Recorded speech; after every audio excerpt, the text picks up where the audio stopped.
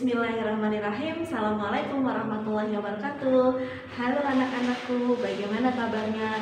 Semoga senantiasa dalam lindungan Allah SWT.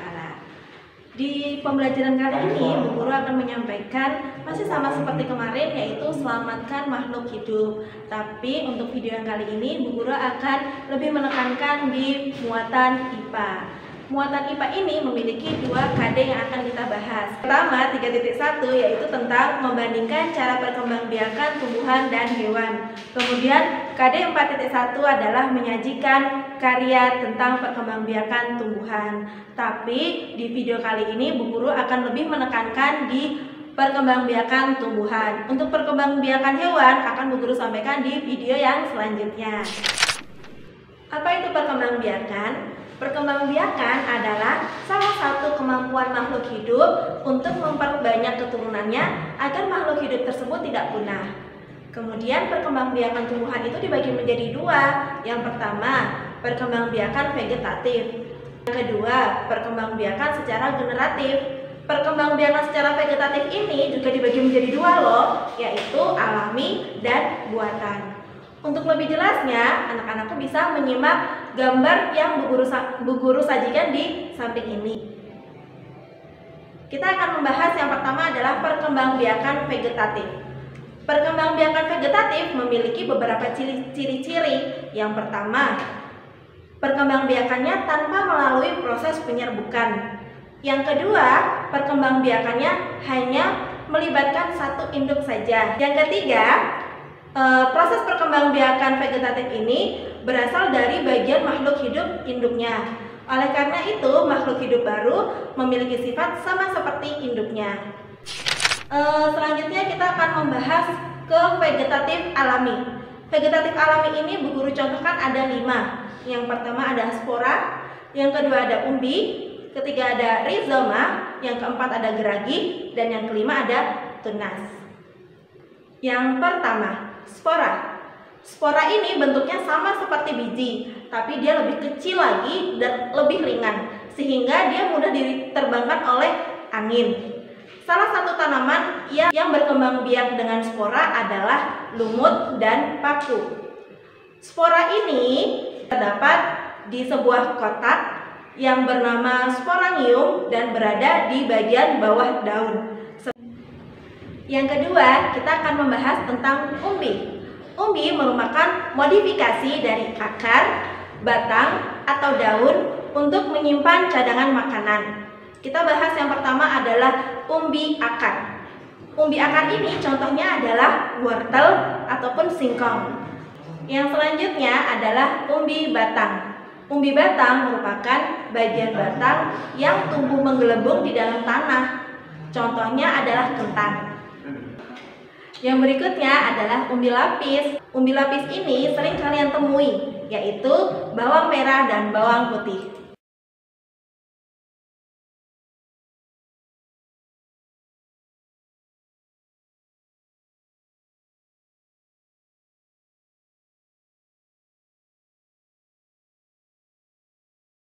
Kita akan membahas tentang rizoma atau lebih dikenal dengan akar tinggal ataupun rimpang. Rizoma adalah batang yang tumbuh mendatar di bawah permukaan tanah. Contoh dari rizom ini adalah jahe, kunyit, dan kencur. Yang keempat, kita akan membahas tentang geragi atau stolon. Geragi adalah batang yang tumbuh menjalar di permukaan tanah. Contoh dari geragi ataupun stolon adalah stroberi dan rumput teki.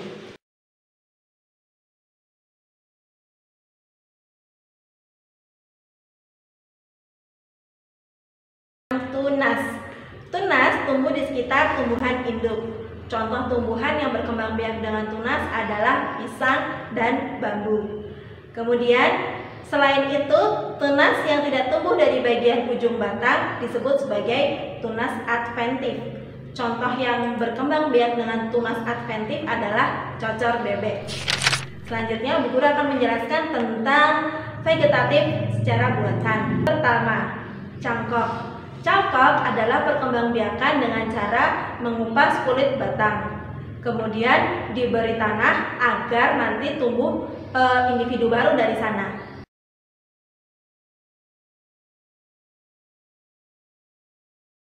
Tujuannya memperoleh tanaman yang serupa dengan induknya dalam waktu yang singkat.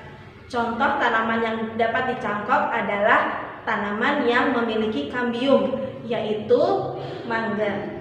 Yang kedua adalah stek.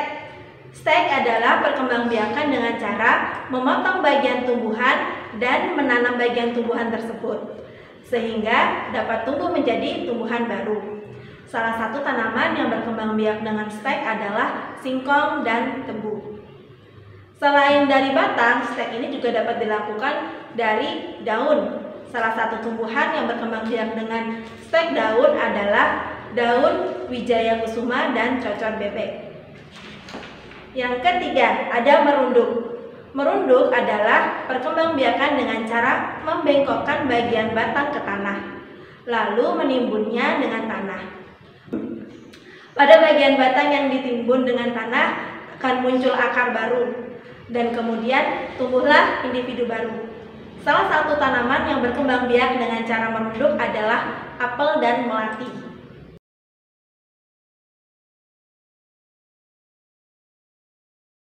Yang keempat, menyambung.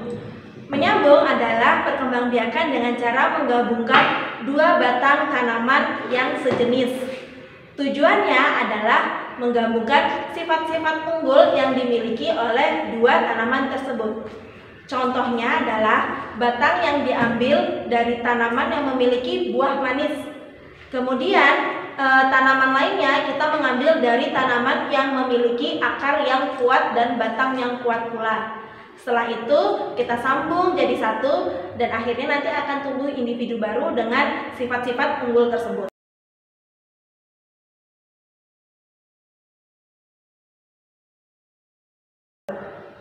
Yang kelima ada okulasi.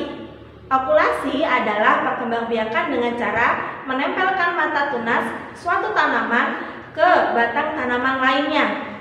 Batang yang ditempeli mata tunas berfungsi sebagai tanaman induk. Tujuannya adalah memperoleh tanaman yang memiliki sifat unggul. Contohnya, mata tunas yang berasal dari tanaman yang memiliki buah yang manis, kemudian ditempelkan pada tanaman induk yang memiliki perakaran yang kuat.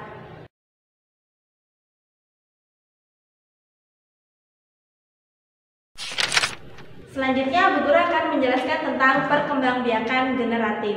Perkembangbiakan generatif memiliki ciri-ciri, yaitu dilakukan secara penyerbukan. Apa itu penyerbukan? Penyerbukan adalah jatuhnya serbuk sari ke kepala putik. Benang sari merupakan penghasil sel kelamin jantan pada tumbuhan, sedangkan putik merupakan penghasil sel kelamin betina pada tumbuhan. Sekarang Ibu Guru akan membahas tentang bagian-bagian bunga. Kenapa bagian-bagian bunga ini sangat penting? Karena bunga ini merupakan alat perkawinan pada tumbuhan. Jadi kalau tadi terjadi penyerbukan itu terjadinya ya di bunga ini gitu. Bagian-bagian bunga. Kalian bisa melihat gambar yang tersajikan di samping Bu Guru. Mulai dari yang berwarna-warni, itu adalah bagian mahkotanya. Mahkotanya itu kenapa berwarna-warni? Karena untuk menarik hewan yang akan membantu penyerbukan pada tumbuhan tersebut. Kemudian ada bagian benang sari, kemudian ada bagian putiknya, dan sampai yang berwarna hijau, itu namanya adalah tangkai bunganya. Kita lanjut aja ya. Yang berikutnya adalah macam-macam penyerbukan. Yang pertama, penyerbukan sendiri. Penyerbukan sendiri adalah serbuk sari jatuh ke kepala putik tumbuhan itu sendiri. Yang kedua, penyerbukan tetangga. Serbuk sari jatuh ke kepala putik bunga lain tapi masih dalam satu tumbuhan itu. Yang ketiga, penyerbukan silang. Serbuk sari jatuh ke kepala putik bunga lain dan di tumbuhan lain juga. Kemudian yang keempat, penyerbukan bastard, yaitu serbuk sari jatuh ke kepala putik bunga lainnya, tumbuhan lain, dan tumbuhan lainnya ini adalah yang berbeda jenis. Proses penyerbukan pada tumbuhan dibantu oleh yang pertama, serangga. Yang kedua oleh angin. Dan yang ketiga adalah manusia. Sudah, itu tadi penjelasan Bu Guru tentang perkembangbiakan tumbuhan. Diingat ya, ada dua, vegetatif dan generatif. Vegetatif pun ada dua, yaitu alami dan buatan. Yang selanjutnya yang kalian tunggu-tunggu adalah tugas. Seperti yang sudah Bu Guru tuliskan di depan, tugas kali ini hanyalah memperhatikan video ini. Tapi setelah kalian memperhatikan video ini, kalian membuat resume materinya. Setelah itu, difotokan dan dikirimkan ke Bu Guru. Selain itu, kalian juga menggambarkan bagian-bagian bunga beserta dengan keterangannya. Sudah, itu saja. Sekian dari Bu Fitri. Bu Fitri mohon maaf apabila ada kesalahan. Wassalamualaikum warahmatullahi wabarakatuh. Sampai ketemu di video berikutnya.